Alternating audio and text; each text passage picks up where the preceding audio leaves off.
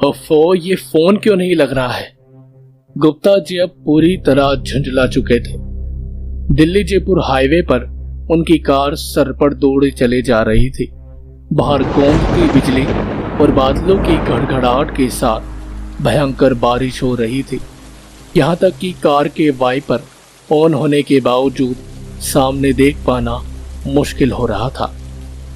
लगता है भारी बारिश की वजह से सब कुछ ठप हो चला है, गुप्ता जी के बगल में बैठी उनकी पत्नी कामिनी बोली। हाईवे पर दौड़ती कार लिए अचानक गुप्ता जी के पैरों से जोरदार ब्रेक लगा।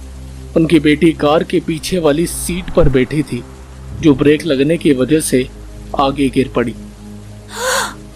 गुप्ता जी को साफ साफ दिखाई तो नहीं दिया, परंतु उन्हें लगा जैसे हाईवे पर गाड़ियों की लंबी कतार लगी है।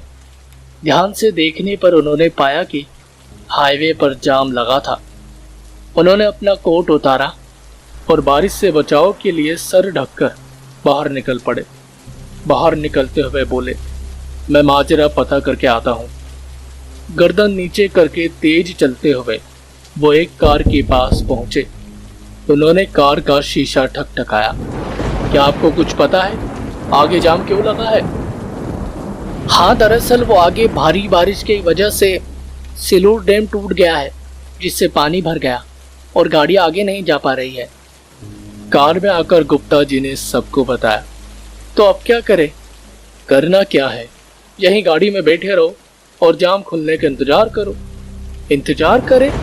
कामिनी ने अपनी भौहें सिकुड़ी। इससे अच्छा कहीं आसपास कोई रात भर ठहरने की जगह तलाश करो।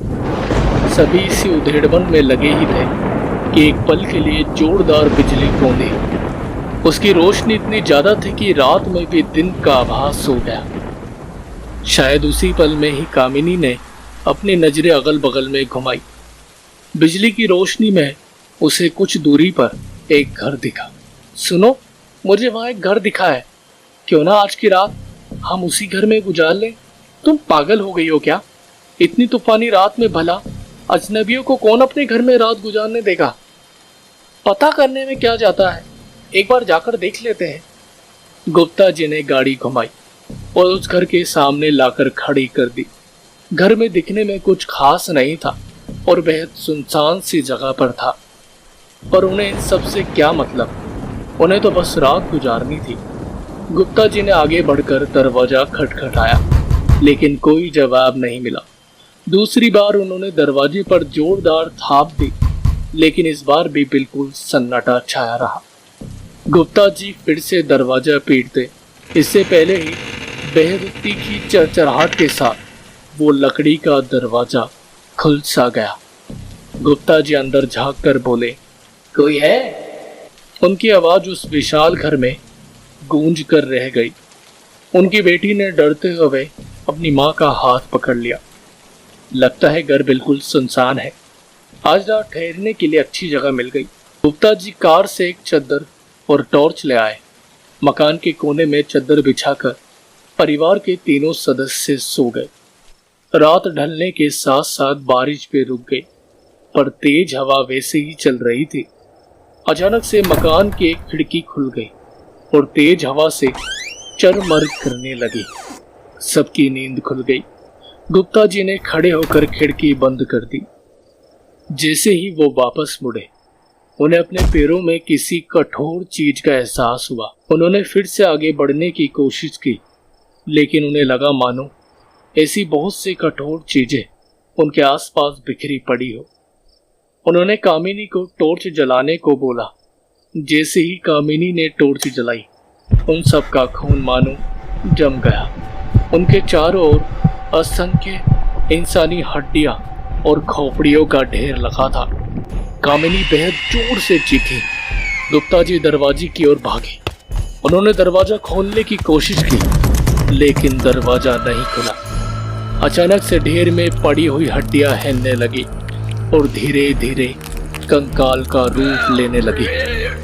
उन लोगों के डर की कोई सीमा न रही। गुप्ता जी ने पूरा जोर लगाया और अचानक खड़ाक की आवाज के साथ दरवाजा खुल गया। किसी तरह गिरते पड़ते वो लोग कार तक पहुंचे और उस जगह से दूर जाने लगे जितनी दूर जा सकते थे।